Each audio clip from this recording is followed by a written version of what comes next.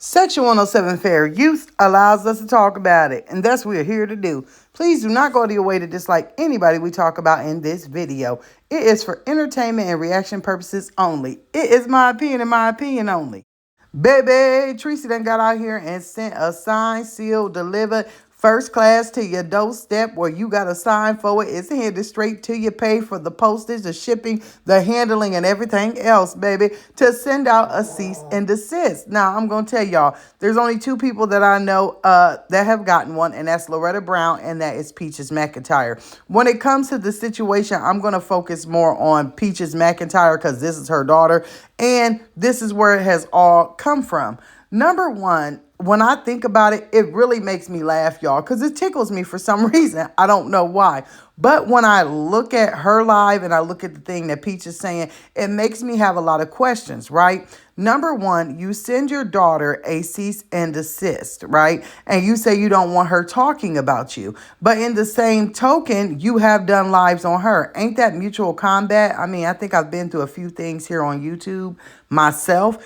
I'm not sure who helped her type up this letter. I don't know what kind of legal advice she's getting. But when I look at something like this, Treasie, if you're going to go for it, you need to go for it. Sending a letter to make someone feel threatened or to say it was warned or to tell a court, well, I sent it. When you sent that letter, one thing that you should have done was already have some proceedings going. You should have went and at least got a consultation from an attorney, had them maybe type up a cease and desist and be ready to file in court if that cease and desist was not held up. Because what I have seen, overnight develop is that once you sent them out, you knew it was going to be free for all, right? You knew they were going to come for you. You knew that Peach especially was going to drag you till the draws fell off. You knew that Peach was going to get out here and tell anything she could on you because you know your daughter more than anyone. Peach don't care about the law. Peach don't care if somebody sue her. Peach will literally drag it out if it ever did go to court for so very long that you would get nothing. And the whole time that she's doing it, she's going to dog you out. Also, the timing for everything is just impeccable, right?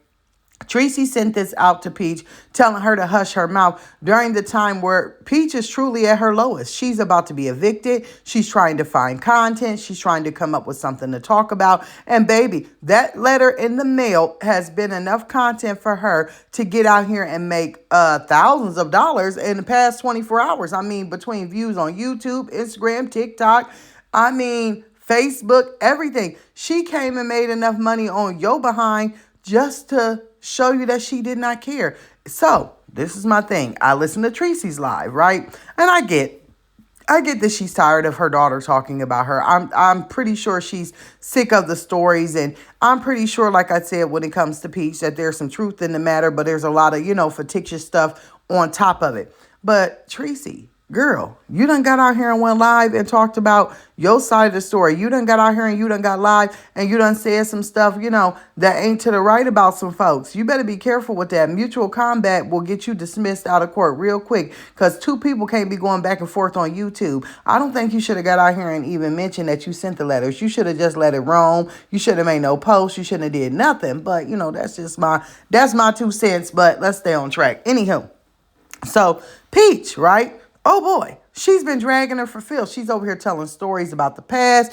She's going as far to talk about her mom's XDX life. She's going as far to talk about her mom's traumatic childhood. She's talking about her grandma. She's talking about her cousin. She's talking about her brothers. She's talking about her sisters. You gave her what she wanted. You opened up the gates. Now that this has happened, what are you going to do now, Treasie?